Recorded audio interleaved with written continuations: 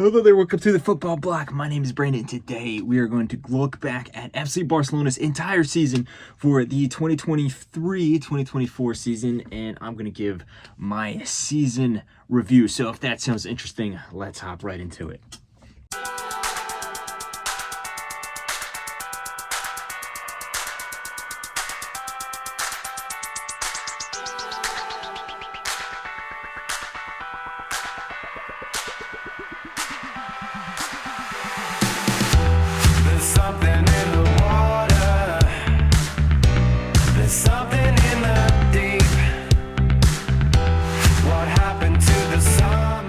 So the entire season for the 2023-2024 season for FC Barcelona has come to a close. We are going to look back at it in this video. As a Barcelona fan myself, it hasn't been the easiest season. It's been some, up and down. It's been very turbulent. There's been some high highs, but there's also been some very low lows. Let's look back at this entire season, starting in chronological order, looking back at the legacy of last season, the transfer window up until August of 2023, all the way up until now of May of 2024. As of recording this video, I'm going to look back at, say how good the transfer window was, how those players turned out, and then each month, the notable moments of each month, how the season turned out. And then I'm going to give my rating for the overall season, like a grade for the season. I'm going to talk about some of the players, I think the standout players, the players that probably had, the opposite, not that good of a season. And then I'm going to talk about next season, what I hope for next season, what I think is going to happen. And then, of course, looking ahead to the transfer window, things like that. As I said before, I'm a Barcelona fan. I'm going to be very upfront about that. So, of course, I'm going to be a little biased. And I am also recording this video as of May 28th, 2024. So there is a lot of developing situations in terms of like the managerial aspect as well. Of course, the spoilers, Hansi Flick is supposed to be coming in. It hasn't been confirmed yet, so we have to see about that. And then depending on what time I finish editing this video in terms of a transfer, rumors, stuff like that. So without further ado, let's hop right into it and let's talk about what happened last season in a brief summary, which relates to this season. And of course, it was Xavi's first full year in charge of Barcelona. I think overall, it was a good year. I actually recorded a season's review last year at this time last year, but I wasn't able to get around to fully editing it. I actually had planned to do a whole series of getting a bunch of my friends who are fans of different clubs and then having them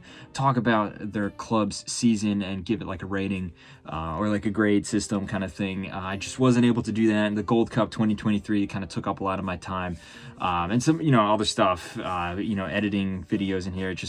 It racked up. I just didn't have the time to get around to it. But this season, I hope to maybe if I can't get a bunch of other people, just at least do Barcelona's ratings. And at this point last year in my rating, I was satisfied with the season in the 2022-2023 season. I can't recall off the top of my head what rating I did. I believe I gave it B-, maybe a B+. Barcelona, in terms of the cup competitions, was a little disappointing. Got eliminated in the group stage of the Champions League and then went out meekly in the quarterfinals, the playoff rounds of the Europa League against Manchester United, and then got to the semifinals of the Copa del Rey, but got beat pretty convincingly by Real Madrid. At least on paper, the performance was pretty close, but it was 4-1 on aggregate. Not a good look there. But Barcelona won the league. They won the Liga, and I think it was a very good performance over the course of that league season, particularly in terms of defense.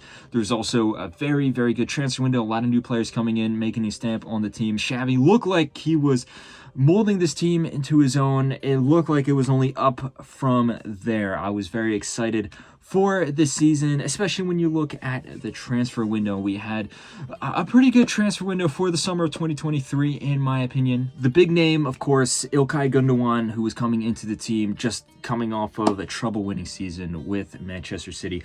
I was very excited for that, and ultimately, I think he actually had a very, very good season, particularly in terms of his statistics with his assist.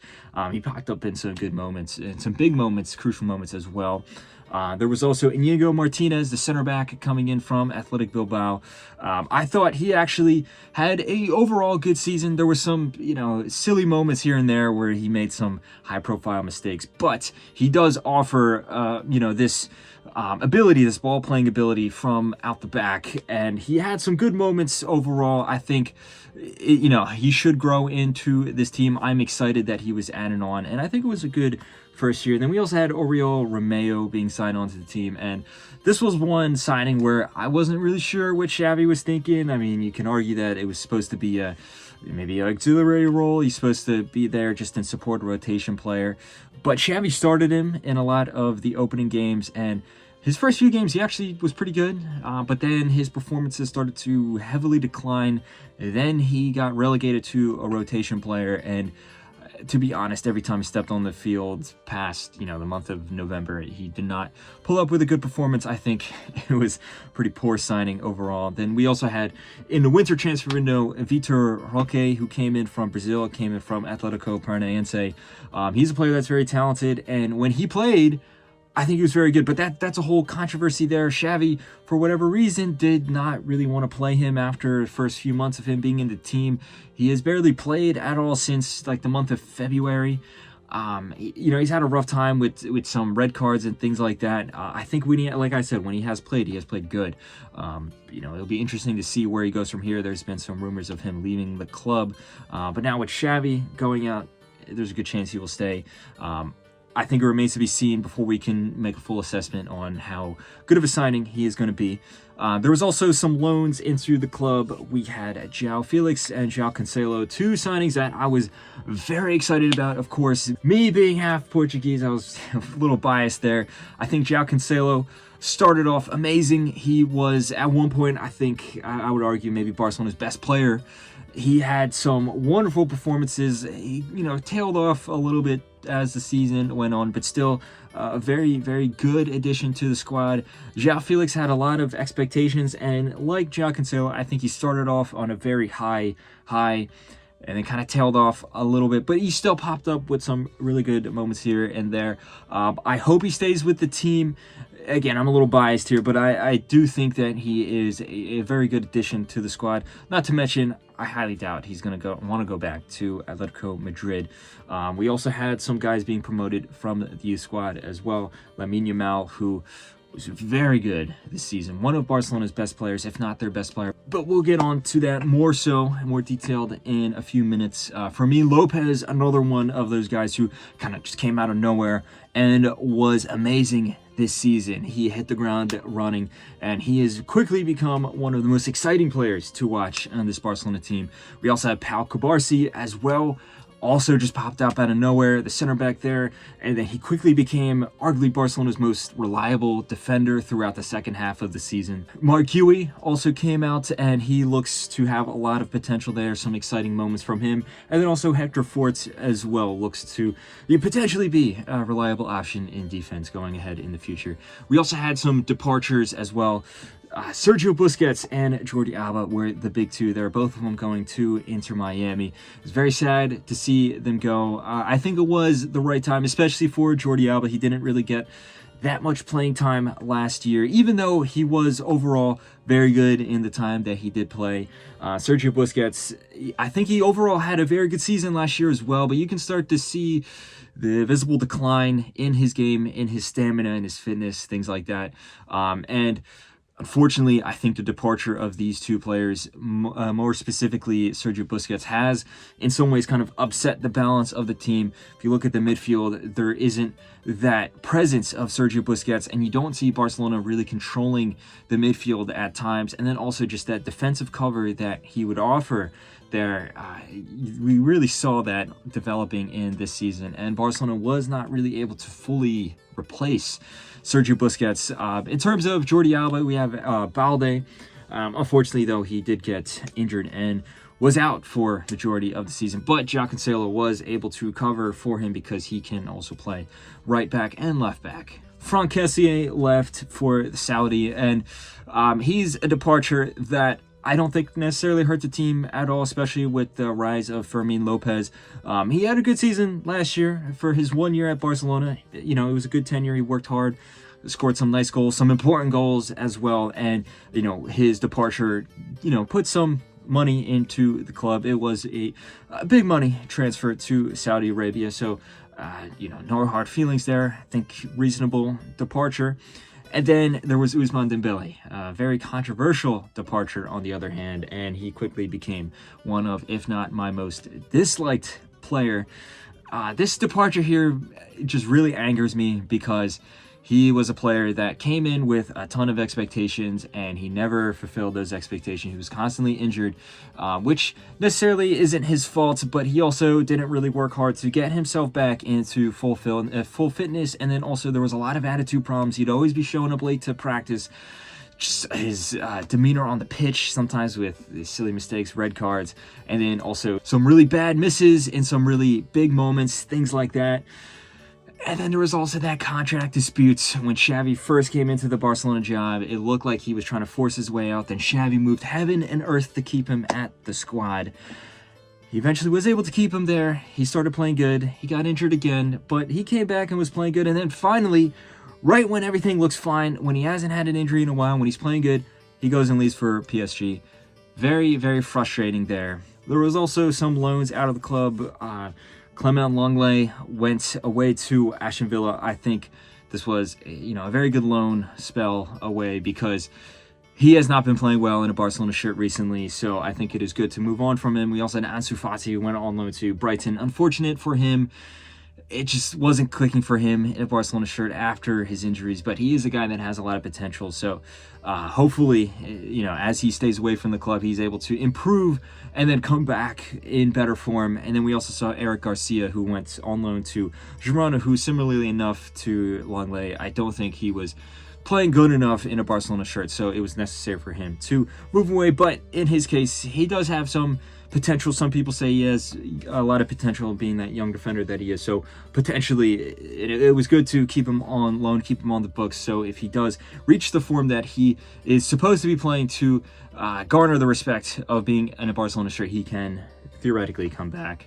But heading into this season, I think, like I said, overall, it seemed like a good transfer window. Unfortunately, Messi was not able to come back to the team. He wanted to, but it just did not fit with the financial situation of Barcelona. And then also, it seemed as if Xavi didn't really want Messi to come back in because he's building this project, which is mostly centered around youth players.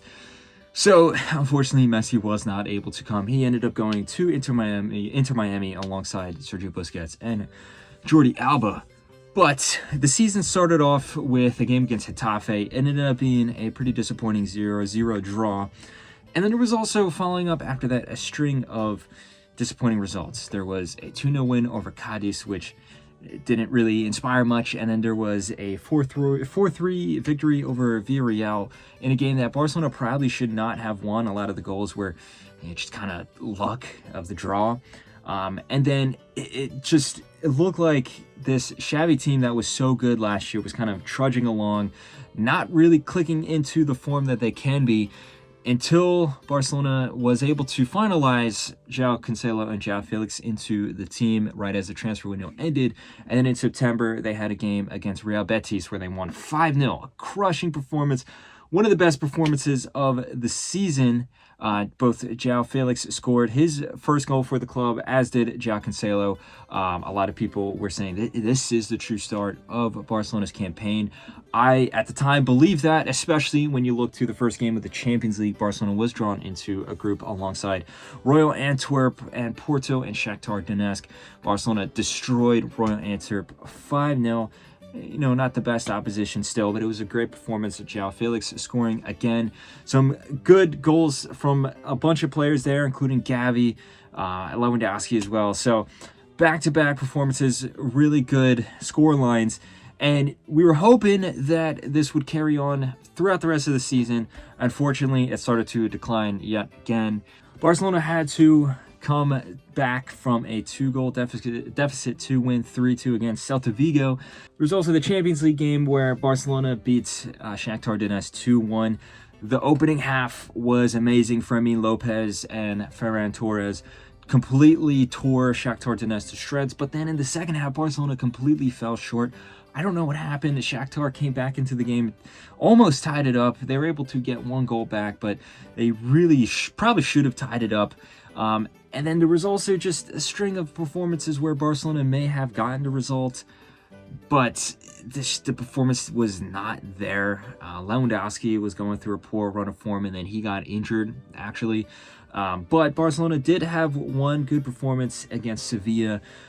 Sevilla was going through a poor run of form themselves, but Barcelona, I think, played really well. They came away with a 1-0 win, and then this game was particularly interesting because Sergio Ramos, who's now playing at Sevilla again, scored an own goal, and that was proved to be the winner for Barcelona.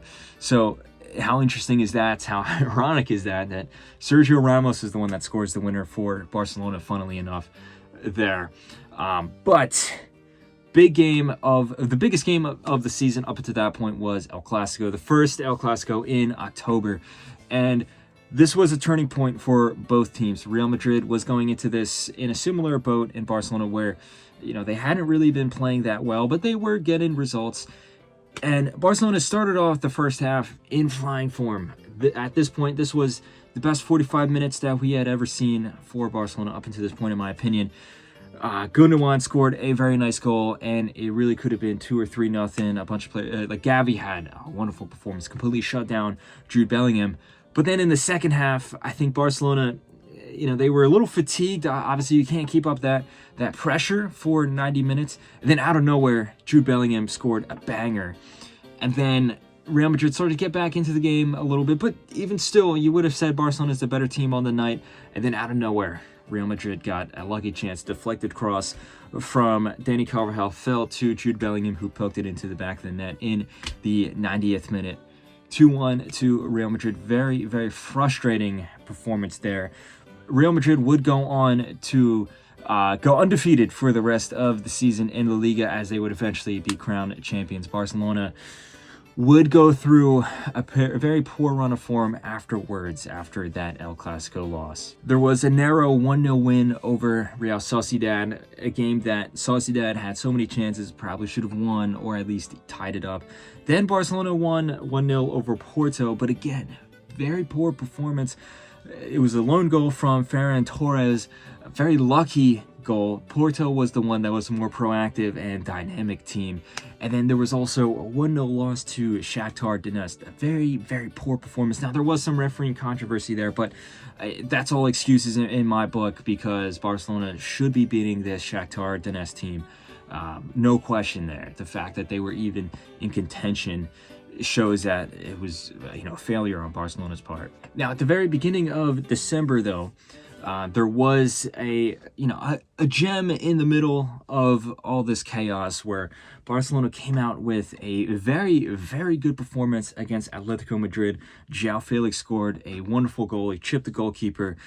He didn't celebrate, but he showed up against his parent club. And then also Barcelona overall was very good. And this was a good game. Both teams showed up and played. It was very close, but I think Barcelona showed up with a good performance. And again, people were saying, okay, now this is where the season starts. It has been very up and down beforehand, but going forward, Barcelona, it's in the right direction now. And then they go and lose 4-2 to Girona in the next game. They get completely outplayed. At this point, Girona is flying high. They were, besides Real Madrid, the best team in La Liga. In fact, they were actually top of La Liga at this point, and they just smashed Barcelona there. And there was a defensive capitulation at the second half, towards the end of the second half. They're very embarrassing performance. And then Barcelona would also lose to Royal Antwerp in the Champions League as well. And if it wasn't for their 2-1 win over Porto in the return leg there, Barcelona could have surrendered that top spot of the group. But because of Shakhtar Donetsk and their results against Royal Antwerp and their 1 win over Porto, it was Barcelona top in the group with Porto coming in second, just narrowly so. Even though Barcelona almost messed it up, the performances did not match up with their statistics topping the group there. Going into 2024, unfortunately, the form did not really pick up. There was some wins here and there, including that 2-1 win over Las Palmas, the first game of 2024, but this was a performance here where Barcelona had to come from behind. They had to resort to a penalty in the 93rd minute to come away with the winner here. Barcelona was able to defeat Osasuna in the semifinal of the Spanish Super Cup, where they would then go to face Real Madrid in the final. And I gotta say, this was the worst performance I've ever seen Barcelona play in an El Clasico. Now, I've been watching Barcelona since 2014, so 9.5 years of football here. And even when Barcelona's not playing great, even when they're not having that best of a season, they show up against Real Madrid, and even if they don't win, they pull up with a commendable performance.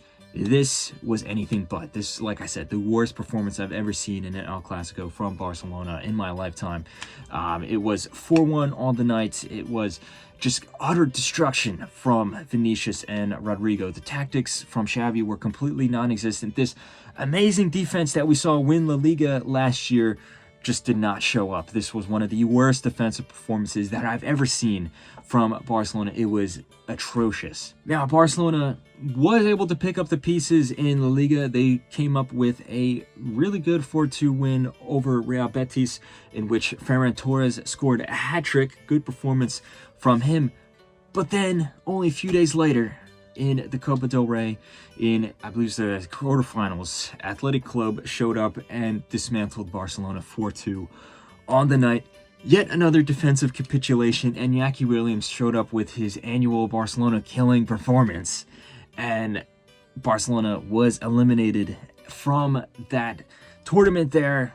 And at this point, all hope was basically just on the Champions League, because La Liga was realistically out of contention, eliminated from the Copa del Rey, lost in the final to the Supercopa. It was, very, very, very dire moments at this point. And then the mud was piled on even harder after Barcelona lost 5-3 to Villarreal in La Liga only a few days later. And again, losing against Villarreal isn't the end of the world. Villarreal is a good team, but the manner in which Barcelona lost, if you look at the last 15 minutes of this match, where it looks like the Barcelona defenders just completely gave up. I keep saying this word over and over again, this phrase, the defensive capitulation. It was utterly embarrassing. Conceding 5 goals on the night when Barcelona was actually up at one point. Very embarrassing, and it was so bad that Xavi actually announced that he would be leaving the club. At the moment, I thought it was probably the right decision, but it was very sad to see it. Just Xavi's the legend with the club, arguably the best midfielder that Barcelona has ever had, and he came in with such fanfare, and he pulled up with some good results. He had a very good season last year, but everything was just kind of bursting at the seams. The media attention was really getting to him mentally. And then also we have to remember that he is a very young manager. This is only the second team that he is coaching, the first team in Europe that he is coaching. I was very cautious because of the potential people coming in. There was a lot of names on that list. Some of them seemed like really good options. Some of them I thought were terrible options. But we were also hoping for Barcelona to kind of bounce back and have kind of a new manager bounce, even though technically it's not a new manager. But Xavi said that he would be leaving at the end of the season, so you would expect the players to kind of show out and basically give Xavi a good send-off, especially when you consider that the board was begging Xavi to stay. It seemed like Joan Laporta really wanted Xavi to stay with the club. The level of respect, at least on the surface and at least at this time period, looked like it was mutual, where Xavi very respectfully and honorably said that he doesn't think he can take this team any farther and he doesn't want to be a hindrance, so he will be stepping down, very honorably and respectfully so. Unfortunately, though, there wasn't really that much of an immediate boost. There was some more of the same, not too many losses or anything like that, but just some disappointing results here and there. But that did change in the Champions League, where in the first leg of the round of 16 against Napoli, Barcelona had a good performance. It was a 1-1 draw away in Napoli. I thought Barcelona was very good for a majority of the game. But then in the second leg, I thought it was a wonderful performance, particularly in that first 20 minutes there, where Fermin Lopez was amazing, Lamine Yamal was amazing, João Cancelo was amazing. It was just overall a great performance. And then that third goal there where Lewandowski scored, it was just typical, stereotypical tiki-taka from Barcelona. It looked like we were watching Barcelona back in either the Lucho Enrique or Pep Guardiola era. It's beautiful to see. And then Barcelona immediately followed up that wonderful performance with an even better performance, in my opinion, away in Madrid against Atletico Madrid, winning 3-0 on the night. Lewandowski man of the match performance. Fermin Lopez popping up again with a wonderful goal. And we were seeing Barcelona playing to the best of their ability up until this point of the season. Pau Cubarsí was getting into the team. He emerged out of nowhere, was very good, a stalwart in the back. Andreas Christensen was actually playing in the midfield, and he was playing very well. We saw Lewandowski getting back into form, and then of course Lamine Yamal and Fermin Lopez settling into the team. And then in the Champions League quarterfinals in the first leg against PSG, it was another great performance where in Paris, away from home, Barcelona played their hearts out, because PSG, this is a team that is a very daunting task to overcome. Barcelona had gotten to this point of the Champions League at the quarterfinals for the first time in a long time. Most people, including myself, thought that Barcelona was the underdog here, and yet Barcelona showed up and came away with the win. It was a hard-fought win. They had to come from behind. It was a game that was back and forth, but unfortunately, it all came crashing down in the second leg, where because of some very controversial refereeing decisions, if you want a more detailed assessment of that, watch my reaction to the Champions League quarterfinals there, where the refereeing decisions kind of ruined the game for Barcelona. That's not to say that Barcelona handled it perfectly. There was kind of a capitulation there, a mental capitulation where they just lost their composure towards the second half there. PSG was able to come back and get revenge and come out on top. The first leg, Barcelona won 3-2, but the second leg, PSG came away with a 4-1 victory. And I feel like it was such a missed opportunity, because had Barcelona beat PSG, they would have went up against Borussia Dortmund in the semifinal, which I think would be a very, very winnable game. And then that means Barcelona in the Champions League final. And anything could happen up until that point, especially since, now we're looking in hindsight, it would have been against Real Madrid. That would have been an amazing final. Even if Barcelona did not ultimately win, the fact that they went all the way to the final after starting the season so poor would have been an amazing end to the season. But unfortunately, it did not happen there. And I think this PSG game really exposed the limitations of this Xavi side here, where just Xavi was not able to fully imprint his style on the team in the long run.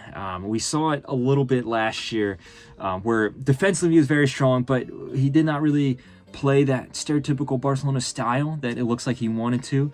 The expectation that he would have been able to work on the team and improve it for this year, but it was a complete opposite. It was a regression instead of a progression.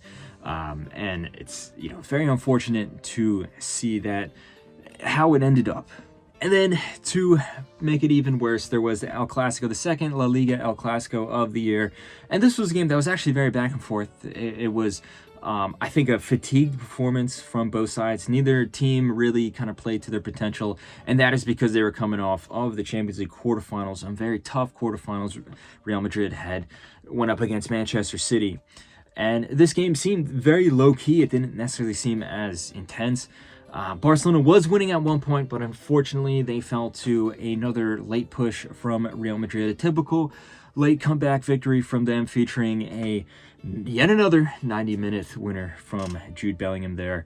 At this point of the season, though, I wasn't necessarily that angry, because I knew that Barcelona, they weren't in contention for the Liga, and then this game basically confirmed it there. Now, what is very interesting, though, is a few days after this loss, Xavi announced that he would be staying at Barcelona, which was interesting because the results kind of tailed off. The performances to a certain extent also tailed off. But it's also interesting because the board was begging him to stay. And then only a few weeks later, Barcelona would then lose 4-2 to Girona yet again. Yet another defensive capitulation there. Very disappointing match here. And then that confirmed that Real Madrid won the La Liga title. After that loss, there was a few more games in the Liga. Barcelona showed up with some good performances, securing the second spot in La Liga behind Real Madrid, ahead of Girona and Atletico Madrid. But what is very controversial is then the board came out and decided to sack Xavi, which doesn't really make much sense when you consider the fact that Xavi said he was going to step down, Laporta begged him to stay, the board was begging him to stay, he agreed and then decided to stay, and then they sack him. And the reason they sacked him is because of some comments that he made in an interview where he said, going ahead to next season, essentially Barcelona has to tailor their expectations because they don't have the squad to compete with Real Madrid. And that might not necessarily be the best thing to say as a coach of Barcelona, but he's not wrong. Real Madrid, if you just look at how they've been playing this year and the squad that they have and the squad that they can have next season with Endrick and potentially Mbappe coming in, I mean, it's not incorrect to say that Barcelona is going to have a very, very tough time competing with that team in La Liga and in European competitions. But if you look at the performances, it does make sense. I think it was ultimately right for Xavi to leave, but sacking him because he's making a very truthful comment doesn't really make much sense. And then also the heavy disrespect that was done to Xavi, begging him to stay and then ultimately firing him, I think is atrocious there. The way that the club handled this is very, very bad. Going forward into next season, there is the possibility of Hansi Flick coming in. As I said at the beginning, it is not confirmed yet as of recording this video, so I don't want to speak too soon, but it does look very likely that he will be the manager, which I am very excited for. Obviously, as the Bayern Munich coach, Hansi Flick was amazing. As the assistant coach for Germany, he won the World Cup with them. Now, as the head coach of Germany, his last job didn't really end up that great. In terms of the results, at least at the World Cup, there was, you could see the ideas of what he was trying to build there, but it ultimately just did not pan out. I'm very excited, as I said, especially when you look at the players that he could potentially be bringing in. Bernardo Silva was a player that Xavi wanted, but now that he is gone, it looks like the pursuit of Bernardo Silva has ended. There's a possibility of Joshua Kimmich coming in, which I would absolutely love. I think he is one of the best players in the world, especially in his position. And he's also a very versatile player. So he can play both right back and in the defensive midfield role, which is something that we have been missing since the departure of Sergio Busquets. There's a few other players that are rumored to come in, specifically on the wing. Luis Diaz has been talked about, which I don't really know how true that will come to be because there's a possibility that João Felix will stay. I think Luis Diaz is a much more direct player, probably put up more goals. But I also like having João Felix in the team for just the creativity that he offers as well. There's also the possibility of Darwin Núñez, which Darwin Núñez is a player that I enjoy. I think he's an underrated player. But I don't know if he really fits in with this Barcelona team with Lewandowski being in the squad. Now, if Lewandowski wasn't in the squad, you can see how that work out with him maybe as like a pulled back center forward or some type of false nine or something like that. But you have Lewandowski in the team, you're not going to bench Lewandowski for Núñez, so I don't think that's ultimately going to turn out there. Besides that, I don't think that there is too many areas that the squad needs to necessarily be reinforced. I think there's some departures that should be done. I think that Marcos Alonso should leave the club. He isn't really offering much to the squad. It looks like he is pretty much confirmed to leave. I think you can also cut some of the dead weight as well. Sergio Roberto has been a loyal servant to the club, but I think it would benefit the club if he were to move on as well. Ultimately, though, I think if Hansi Flick comes in, one of the things he needs to do is just reinvent this team in terms of a mentality and also just the fitness. You saw the impact that he had on Bayern Munich. If we saw that same impact on Barcelona, I think that would be far more important than one or two more players coming in. And that's what I am hoping for. Now, finally, if we're going to look back at this season in hindsight, like I said, I think ultimately the transfer window was pretty good. It wasn't perfect, but it was a good transfer window in terms of the departures and the people coming in. It was one of the better transfer windows in recent years. It wasn't as good as the transfer window before last season, but it still ultimately was much better than a lot of the years under Bartomeu. In terms of the best players of the season, I'm stuck between saying the ultimate best player between Lamine Yamal and Fermin Lopez. Ironically, two very young players. Lamine Yamal, I think, had more playing time, so we were able to see him on a more consistent basis. And even though the kid is really young, he still pops up with so many goals and assists, and also just his impact, his aggressiveness, this direct way of playing was very, very helpful for this Barcelona attack. In fact, there was times where he was the only bright spark on the field. But similarly enough, Fermin Lopez, when he did play, was super impactful. He put up 11 goals. He was tied for the second highest goal scorer of the season, behind only Lewandowski, of course. Similarly enough, he was a very, very bright spark on the field. He would change games on a dime. There was a bunch of games where he was just the best player on the field as well. So it's between those two players. But of course, you also have to acknowledge Lewandowski, the top goal scorer of this season. And then I think also you have to mention Pau Cubarsí as well, coming into the team and then immediately, in my opinion, being the best and most reliable defender on the pitch, despite him being such a young guy. In terms of the worst player, this is, an award I don't really want to give out. It's hard to say. I think it would have to be between maybe Jules Koundé and Oriol Romeu.